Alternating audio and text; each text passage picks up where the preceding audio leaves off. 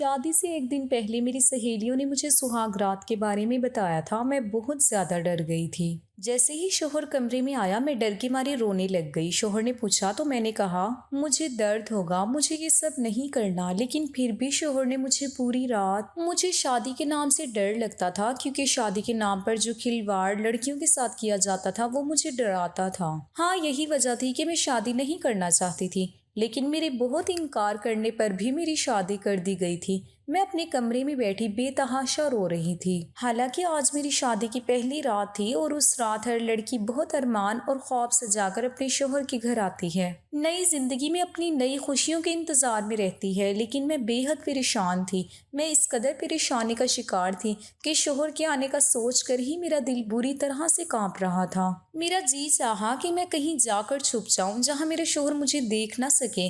کاش کہ یہ سب کچھ میری آنکھوں سے غائب ہو جائے۔ وقت کسی بے لگام گھوڑے کی طرح بھاگ رہا تھا۔ بدحواسی کی وجہ سے میرے ہاتھ پاؤں ٹھنڈے ہو چکے تھے۔ ڈر کے مارے مجھے اپنا دم گھٹتا ہوا محسوس ہو رہا تھا کہ تبھی کمرے کا دروازہ کھلا اور میرا شوہر آیان کمرے میں آیا۔ اسے دیکھ کر میری آنکھوں سے ٹپ ٹپ آنسو بہنے لگے۔ ڈر کے مارے میں نے اپنے دوپٹے کو اپنے ہاتھوں سے دبوچ لیا تھا۔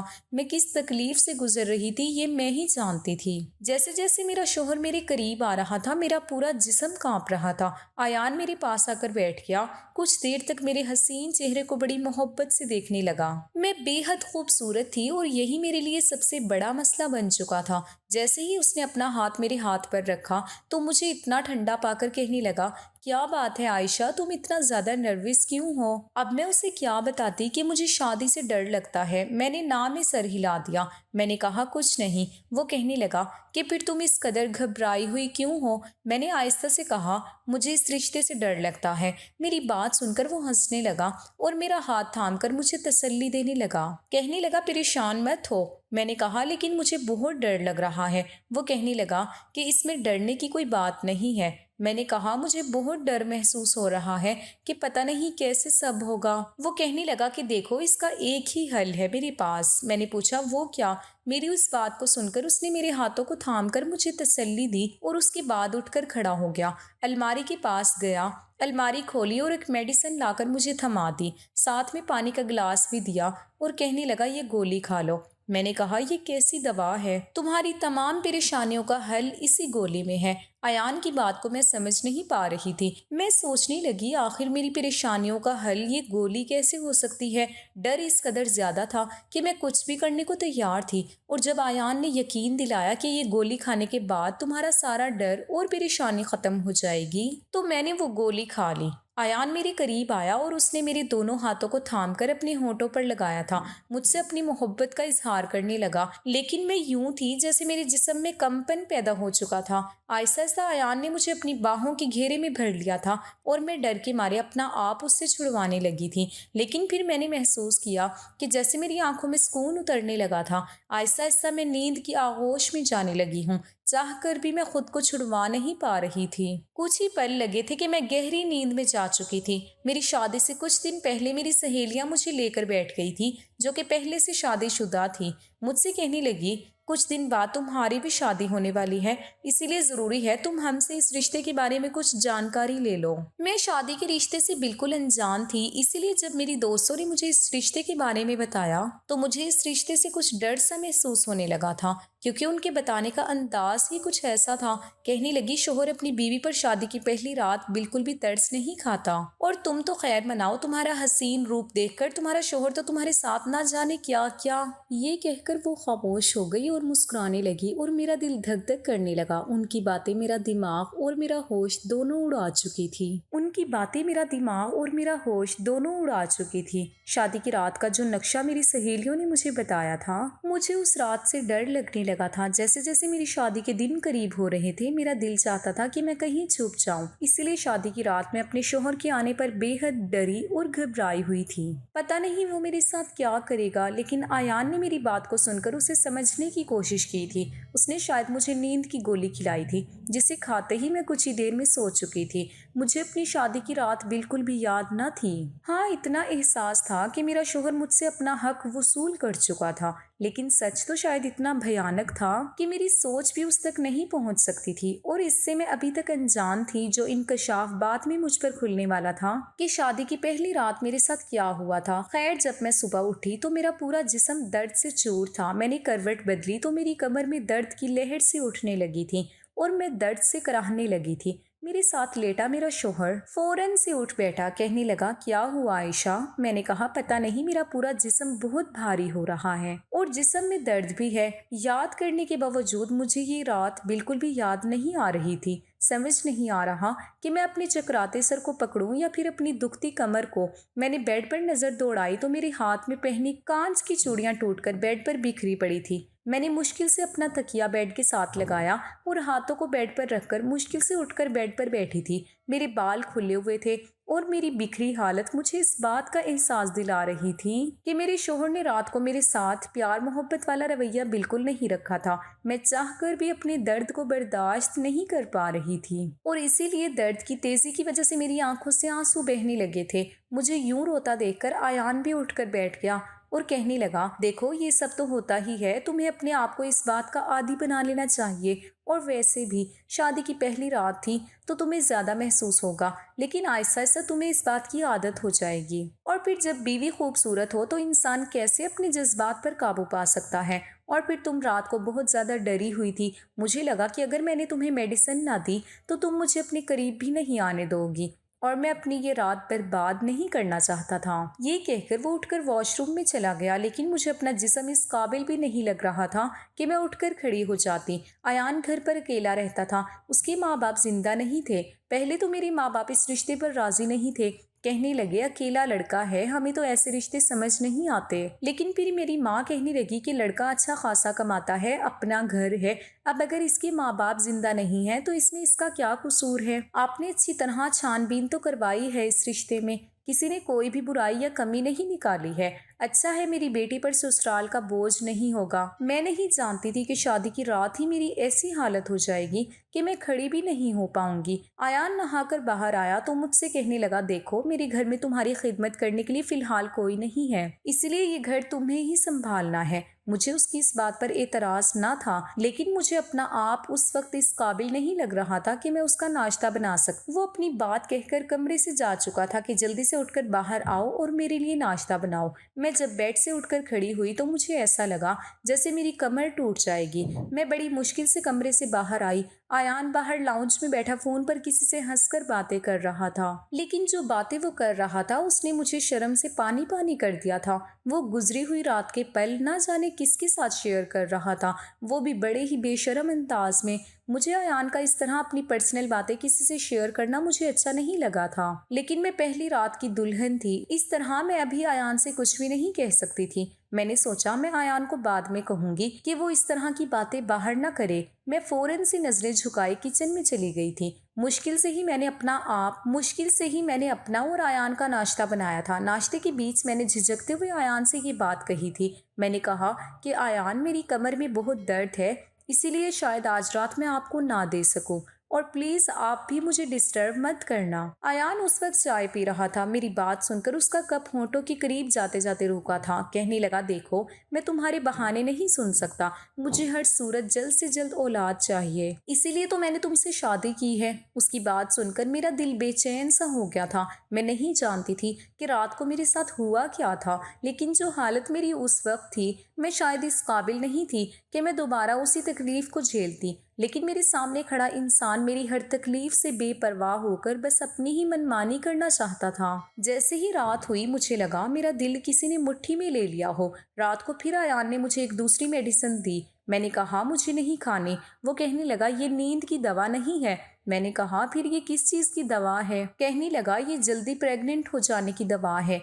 ये सुनकर मैं कुछ देर तो उसकी शक्ल देखती रह गई कि आखिर उसे किस बात की जल्दी थी। मेरी शादी को कौन से 4-5 साल गुजर चुके थे, अभी तो शादी को 4 दिन भी नहीं गुजरे थे, और ना ही मेरे सास ससुर जिंदा बैठे थे जिन्हें पोता और पोती गोद में खिलाने की जल्दी थी। आखिर वो मुझे इतनी जल्दी प्रेग्नेंट होने की दवा क्यों दे रहा था? मैंने कहा, आयान, इतनी भी जल्दी क्या है, अभी तो हमारी शादी को कुछ ही दिन गुजरे हैं, हम आराम से 2-4 साल बाद बच्चा प्लान करेंगे, अभी तो खुद ही हमारी मौज मस्ती के दिन है। वो कहने लगा, मैं कुछ नहीं जानता, शायद तुम्हें अंदाजा नहीं है मुझे कितनी जल्दी है बच्चे की। مجھے بچے بہت پسند ہیں، شادی سے زیادہ مجھے بچوں کی خواہش تھی اور اسی لیے میں نے تم سے شادی کی تھی کہ میری جلد از جلد شادی ہو اور میرے گھر میں ننھے منھے سے بچوں کی کھلکاریاں گونجیں۔ میں نہیں چاہتا کہ وقت برباد ہو۔ کیا 1 سال تک میں یہ دیکھتا رہوں کہ تمہیں اولاد ہوتی ہے کہ نہیں اور پھر تمہیں اس کے بعد دوا کھلاؤں؟ یہ کہہ کر اس نے وہ میڈیسن میرے منہ میں ڈال دی اور پانی کا گلاس میرے ہاتھ میں تھما دیا۔ میں نے پانی پی کر وہ دوائی اپنے اندر اتار لی تھی، لیکن مجھے حیرت اس وقت ہوئی جب پچھلی رات والی بے ہوشی مجھ پر پھر سے چھانے لگی۔ اس وقت میرا دماغ اس قابل نہیں تھا کہ میں یہ بات سوچتی کہ اگر یہ دوسری دوا تھی تو مجھے نیند کیوں آ رہی تھی، مجھ پر کیوں اتنی بے ہوشی سوار ہو رہی تھی، اور پھر مجھے کچھ بھی ہوش نہیں رہا۔ میں دوبارہ سے نیند کی گہری وادیوں میں اتر چکی تھی۔ بے ہوشی کے عالم میں بھی مجھے اپنی سسکاری اپنے کانوں میں سنائی دے رہی تھی۔ مجھے بہت زیادہ تکلیف محسوس ہو رہی تھی۔ درد کی اتنی تیزی تھی کہ گہری نیند کے باوجود میں رو رہی تھی۔ صبح میری آنکھ درد کی وجہ سے جلدی کھل گئی تھی۔ اس وقت میری کمر میں اتنا درد تھا کہ میں نے آیان کو اٹھا دیا۔ میں نے کہا میری کمر میں بہت درد ہے، مجھ سے سہا نہیں جا رہا، خدا کے لیے مجھے ڈاکٹر کے پاس لے کر چلو۔ لیکن وہ جھنجھلاہٹ سے کہنے لگا، ابھی تو دن بھی نہیں چڑھا، تم کیوں میری نیند کا ستیہ ناش کر رہی ہو؟ پین کلر دے دیتا ہوں، تم وہ کھا لو۔ اس نے مجھے ایک اور دوا دی جسے کھا کر میرے درد میں بس تھوڑا سا فرق ہوا تھا اور میں دوبارہ سو گئی تھی۔ لیکن جیسے ہی صبح اٹھی درد پھر سے اٹھنے لگا تھا۔ اب تو یہ روز کی روٹین بن گئی تھی۔ لگاتار 8-10 دن سے میں ایسی ہی تکلیف سے گزر رہی تھی، لیکن آیان کو جیسے میری کسی تکلیف کا کوئی احساس ہی نہیں تھا۔ ایک دن وہ آفس سے واپس لوٹا تو میں نے کہا مجھے ماں کے گھر چھوڑ دو، مجھے آیان سے دور رہنے کا بس ایک یہی بہانہ ملا تھا۔ وہ کہنے لگا سوال ہی پیدا نہیں ہوتا، جب تک کہ میری اولاد نہیں ہو جاتی میں تمہیں کہیں بھی نہیں بھیجوں گا۔ مجھے سمجھ نہیں آتی تھی آخر اسے بچوں کی اتنی جلدی کیوں تھی۔ ہر چیز اپنے وقت پر ہوتی ہے، بچے کا ہونا یا نہیں ہونا میرے بس میں تو نہیں تھا۔ 8-10 دن میں ہی میرا یہ حال ہو چکا تھا کہ میں چل پھر بھی نہیں پا رہی تھی۔ پین کلر کھا کر اب تو میرا معدہ بھی ڈسٹرب ہو چکا تھا۔ میں آیان سے ڈاکٹر کے پاس جانے کے لیے کہتی تو وہ اس بات پر بھی نہیں مانتا تھا، کہتا تھا کہ ڈاکٹر بھی تمہیں پین کلر ہی دے گا۔ لیکن اس بار جیسے ہی وہ گھر سے باہر گیا میں نے اپنی ماں کو بلایا اور ان کے ساتھ ایک لیڈی ڈاکٹر کے پاس چلی گئی۔ میں نے اسے کمر درد اور پیٹ کے نچلے حصے کے درد کا کہا اور میرا ہاتھ اب بھی میرے پیٹ پر تھا۔ میں 8-10 دن سے لگاتار یہ تکلیف سہ رہی تھی۔ لیڈی ڈاکٹر نے میرا چیک اپ کیا تو اپنے کانوں کو ہاتھ لگانے لگی اور جو بات اس نے مجھے بتائی وہ سن کر تو میں سانس لینا بھول گئی تھی۔ میں آنکھیں پھاڑے ڈاکٹر کی بات سن رہی تھی کہ یہ اس نے کیا کہہ دیا تھا۔ یہ سچ نہیں ہو سکتا تھا، مجھے اپنے کانوں پر یقین نہیں آ رہا تھا۔ میں نے نام میں سر ہلا دیا۔ میں نے کہا ایسا نہیں ہو سکتا، آپ کو ضرور کوئی غلط فہمی ہوئی ہے۔ وہ کہنے لگی میرے پاس ایسے بہت سے کیس آتے ہیں، اسی لیے میں جانتی ہوں کہ تمہارے ساتھ کیا ہوا ہے۔ پھر وہ مجھ سے پوچھنے لگی کیا تم اس وقت ہوش میں ہوتی ہو جب تمہارا شوہر تمہارے قریب آتا ہے؟ میں نے نام میں سر ہلا دیا کیونکہ آیان تو روز مجھے جلدی پریگننٹ ہو جانے کی دوائی دیتا تھا اور جس کو کھاتے ہی میں گہری نیند میں چلی جاتی تھی۔ لیکن جو بات لیڈی ڈاکٹر نے مجھ سے کہی تھی مجھے اس کی بات سن کر آیان پر شک ہونے لگا تھا۔ ڈاکٹر سے میری کوئی پرسنل دشمنی تو نہیں تھی جو وہ مجھ سے جھوٹ بولتی یا آیان کے خلاف میرے کان بھرتی۔ وہ ایک ڈاکٹر تھی اور اس کا پیشہ صرف اپنے مریض کا چیک اپ کرنا اور ان کا علاج کرنا تھا۔ اس نے وہی بات بتائی ہوگی جو میرے ساتھ ہوا تھا۔ میرے پاس ڈاکٹر کی بات پر یقین کرنے کے علاوہ کوئی دوسرا راستہ ہی نہیں تھا۔ میرے دل میں اب آیان کے لیے شک پڑ چکا تھا۔ ڈاکٹر کہنے لگی اگر تمہارے شوہر کو تم سے محبت ہے تو وہ تمہیں نیند کی دوا دے کر ہی کیوں تمہارے قریب آتا ہے؟ اس کی کیا وجہ ہے؟ اس طرح کے سوال سن کر مجھے آیان پر اور بھی شک ہونے لگا تھا، لیکن میں یہ کیسے جان سکتی تھی کہ سچ کیا ہے، کیونکہ میں اسے پہلے بھی کئی بار وہ میڈیسن کھانے سے انکار کر چکی تھی، لیکن وہ میری بات نہیں سنتا تھا۔ زبردستی وہ میڈیسن میرے منہ میں ڈال دیتا اور پانی کا گلاس میرے ہونٹوں پر لگا دیتا تھا۔ ڈاکٹر کہنے لگی اچھا ایسا کرو، مجھے تم اس میڈیسن کا نام بتاؤ۔ تو میں نے سوچا مجھے تو اس میڈیسن کے بارے میں کچھ پتہ ہی نہیں ہے، آج تک آیان نے مجھے وہ میڈیسن دکھائی ہی نہیں تھی۔ وہ تو اپنی الماری میں سے وہ دوا نکال کر مجھے دیتا تھا، لیکن جب میں نے یہ بات لیڈی ڈاکٹر کو بتائی تو وہ ہنسنے لگی، کہنے لگی ایسی کون سی دوائیں ہیں جو تمہارا شوہر اتنا چھپا کر رکھتا ہے اور روزانہ تمہیں انکار کرنے پر بھی تمہیں کھلاتا ہے؟ تم اپنے شوہر کی حرکتوں پر نظر رکھو، ایسے تمہیں سمجھ آ جائے گا۔ ڈاکٹر مجھے یہ ساری باتیں کہہ رہی تھی۔ اس وقت اکیلی ہی میں اس لیڈی ڈاکٹر کے کمرے میں تھی، یا پھر وہ ڈاکٹر تھی۔ میری ماں کمرے سے باہر بیٹھی تھی، اسی لیے وہ ہر بات سے انجان تھی۔ میں غائب دماغی سے اپنے گھر تک پہنچی تھی۔ میری ماں مجھے کہنے لگی اپنا خیال کیوں نہیں رکھتی ہو؟ تمہارے سر پر تو ساس سسر نند دیور کی ذمہ داری بھی نہیں ہے، اور تمہارا شوہر بھی تم سے بہت محبت کرتا ہے، لیکن تم نے دیکھو اپنی کیا حالت بنا رکھی ہے۔ 8-10 دن میں ہی سوکھ کر کاٹا ہو گئی ہو، چہرے کی رنگت پیلی پڑ گئی ہے۔ اب میں اپنی ماں کو کیا بتاتی کہ میں کس بڑی مصیبت میں پھنس چکی تھی۔ میرا شوہر کسی وحشی جانور سے کم نہ تھا، رات کو مجھے نیند کی دوا کھلا کر میرے ساتھ کیسا کھلواڑ کرتا ہے۔ میری ماں مجھے نصیحتیں کر کے اپنے گھر جا چکی تھی۔ میں پورا دن ڈاکٹر کی بات کو ہی سوچتی رہی، لیکن میرے پاس اس بات کا کوئی حل نہیں تھا، اور یہ ایسی بات تھی کہ میں ایان سے کہہ بھی نہیں سکتی تھی۔ مجھے اپنا آپ بالکل بے بس لگ رہا تھا۔ میرا جی چاہا کہ میں اپنی ماں کے ساتھ ہی ان کے گھر ہی چلی جاؤں، لیکن میری ماں مجھے کبھی بھی میرے شوہر کی اجازت کے بغیر اپنے گھر لے کر نہیں جاتی۔ میں سمجھ نہیں پا رہی تھی کہ آخر میں کروں تو کیا کروں۔ پھر میرے دماغ میں خیال آیا کہ میں الماری کھول کر دیکھتی ہوں کہ آخر ایان مجھے کون سی دوا کھلاتا ہے۔ میں فوراً اٹھ کر کھڑی ہو گئی، آہستہ سے چلتی ہوئی الماری کے پاس آئی اور ایان کی الماری کھول دی۔ سامنے ہی اس کے کپڑے پڑے ہوئے تھے۔ میں نے ایک ایک کپڑا اٹھا کر دیکھا، لیکن دوا مجھے کہیں نہ ملی۔ پھر میں نے دراز بھی دیکھ لیے، اس میں بھی کچھ ضروری کاغذات تھے، کوئی میڈیسن نہیں تھی۔ لیکن جب میں نے نیچے لاکر کھولنا چاہا تو وہ لاک تھا۔ میں سمجھ گئی کہ وہ دوائی ایان نے اسی لاکر میں رکھی ہے۔ رات کو جب ایان واپس آیا تو میں نے اسے کھانا دے دیا، لیکن میری بھوک تو جیسے اڑ چکی تھی۔ جو بات ڈاکٹر مجھے بتا چکی تھی اس کے بعد تو میرے دماغ نے کام کرنا ہی بند کر دیا تھا۔ میں نے کھانا نہیں کھایا تھا، اور رات کو سوتے وقت میں نے دودھ کا گلاس پی لیا۔ اس سے پہلے کہ ایان کمرے میں آتا میں فوراً سے بیڈ پہ جا کر لیٹ گئی اور اپنی آنکھیں بند کر لی، تاکہ ایان کو لگے کہ میں سو چکی ہوں۔ ہو سکتا ہے وہ مجھے سویا دیکھ کر مجھے میڈیسن نہ کھلائیں اور مجھ پر یوں بے ہوشی طاری ہو۔ میں جاننا چاہتی تھی کہ ایان رات کو میرے ساتھ کرتا کیا ہے۔ کچھ دیر بعد ہی ایان کمرے میں آیا، مجھے بیڈ پر سوتا دیکھ کر میرے قریب آیا اور بازو سے مجھے ہلا کر اٹھانے لگا اور کہنے لگا، اٹھ کر بیٹھو۔ میں نے اپنی آنکھیں کھولی تو ایان ماتھے پر بل چڑھاتے ہوئے مجھے دیکھ رہا تھا۔ میں نے کہا، ایان مجھے نیند آ رہی ہے، میں سونا چاہتی ہوں، میری کمر میں بھی درد ہے۔ میری بات سن کر ایان کہنے لگا، یہ بہانے تم میرے سامنے مت لگاؤ، میں تمہیں پہلے بھی کہہ چکا ہوں کہ مجھے ہر قیمت پر بچہ چاہیے، چلو دوا کھاؤ۔ میں اٹھ کر بیٹھ گئی۔ میں نے کہا، آخر آپ نے دوائی اپنی الماری میں چھپا کر کیوں رکھی ہے؟ میری باقی دوائیوں کے ساتھ رکھ دیں، میں خود کھا لیا کروں گی۔ میری بات سن کر اس نے بڑی حیرت سے مجھے دیکھا تھا، کہنے لگا، تم یہ کیسے جانتی ہو کہ میں نے تمہاری دوا کو الماری کے لاکر میں رکھا ہے؟ میں اس کی بات سن کر گھبرا گئی تھی۔ مجھے اپنی غلطی کا احساس ہوا، جلد بازی میں شاید میں نے کچھ غلط کہہ دیا تھا۔ میں نے کہا، ایسے ہی میں نے سوچا آج دوا میں خود کھا لیتی ہوں۔ میں نے اپنی الماری کھول کر دیکھی تو کہیں بھی وہ دوائی موجود نہ تھی۔ مجھے لگا شاید آپ نے دوائی لاکر میں رکھی ہے۔ میں نے ایک بہانہ کر دیا تھا۔ وہ کہنے لگا، تمہیں اتنی زیادہ پریشان ہونے کی ضرورت نہیں ہے، میں وہ دوائی روزانہ تمہیں کھلاتا رہوں گا، اور جب تک بچہ نہیں ہو جاتا وہ میں تمہیں اپنے ہاتھوں سے ہی کھلاؤں گا۔ میں نے کہا، ایان مجھے پیٹ میں بہت درد ہو رہا ہے، آپ کیوں مجھے کسی ڈاکٹر کے پاس لے کر نہیں جاتے؟ اور بچہ پیدا کرنے کے لیے ایک پورا علاج ہوتا ہے، اور وہ کوئی لیڈی ڈاکٹر ہی مجھے بتا سکتی ہیں، ایسے یوں خود سے دوا کھانا ٹھیک نہیں ہوتا۔ میں نے سوچا تھا شاید میری اس بات پر ایان مجھے وہ دوائی نہیں دے گا، لیکن وہ کہنے لگا، میں جانتا ہوں کہ وہ دوائی عورت کو پریگننٹ کر دیتی ہے، تمہیں کسی بھی ڈاکٹر سے کوئی علاج کروانے کی ضرورت نہیں، تم بس میری بات مانو، وہی تمہارے لیے کافی ہے۔ میں نے کہا، آج میں کوئی بھی دوائی نہیں کھاؤں گی۔ میرا یہ کہنا تھا کہ ایان کا پارا ہائی ہو گیا تھا۔ اس نے مجھے زبردستی وہ دوائی کھلائی تھی، اور دوائی کھانے کے بعد میری پھر سے وہی حالت ہونے لگی تھی، اور صبح میں اپنی بے بسی پر پھوٹ پھوٹ کر رو رہی تھی کہ اگر یہی رہا تو میں بہت جلد ہی مر جاؤں گی، اور اسی لیے میں نے اپنا دماغ چلانا شروع کر دیا۔ رات کے وقت میں نے اپنے موبائل کا کیمرہ آن کر دیا اور ایسی جگہ پر رکھا کہ جہاں پر میرا بیڈ آسانی سے نظر آ سکے۔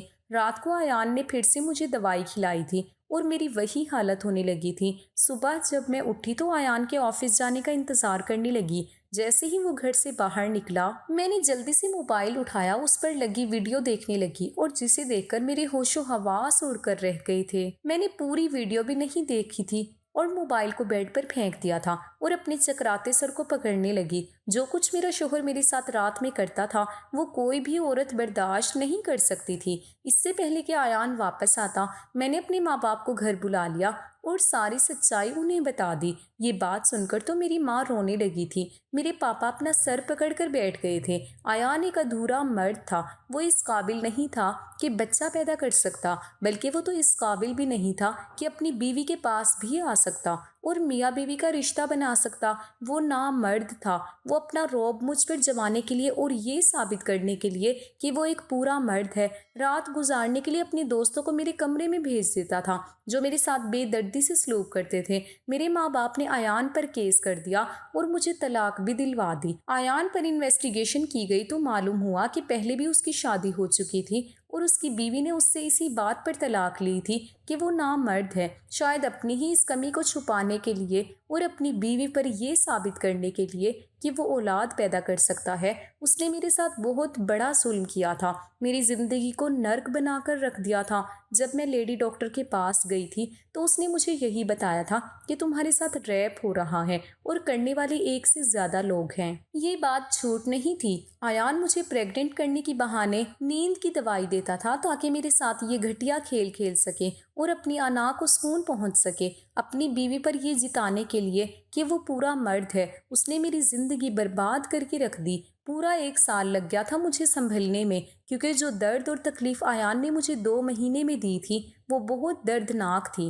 پھر میرے ماں باپ نے میرے لیے دوسرا رشتہ دیکھا تھا۔ اس بار بھری پوری فیملی تھی۔ ہاں، لڑکا شادی شدہ تھا اور اس کی پہلے سے ایک بچی بھی تھی۔ بچی کی پیدائش پر ہی اس کی بیوی چل بسی تھی، لیکن نہ مجھے اس بات پر اعتراض تھا اور نہ ہی میرے ماں باپ کو، اور آج میں اپنے بھرے پورے سسرال میں ہنسی خوشی رہ رہی ہوں۔ میرا شوہر مجھ سے بے انتہا محبت کرتا ہے، میری ہر ضرورت کا خیال رکھتا ہے اور میں نے بھی اس کی بچی کو سچے دل سے اپنا لیا ہے اور اسے سگی ماں کی طرح پیار دیتی ہوں۔ خدا نے مجھے جتنی تکلیفیں دی تھی اس کی بھرپائی ایک اچھے شوہر کے روپ میں دے کر دی تھی۔ میں اپنے خدا کا جتنا شکر ادا کرتی ہوں اتنا کم ہے کہ اس نے مجھے اتنا پیار کرنے والا ہم سفر دیا تھا۔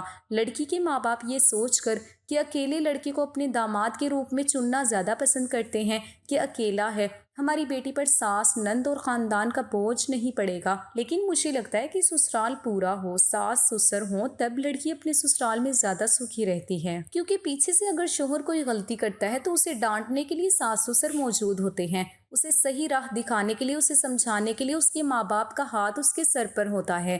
دوستوں، کہانی کیسی لگی ضرور بتانا، پسند آئی ہو تو لائک کرنا۔ روز ایک نئی کہانی سننے کے لیے ہمارے چینل کو بھی سبسکرائب کرنا۔ کہانی کو آخر تک سننے کے لیے آپ لوگوں کا بہت بہت شکریہ۔ ملتے ہیں اگلی کسی نئی کہانی کے ساتھ۔ اللہ حافظ۔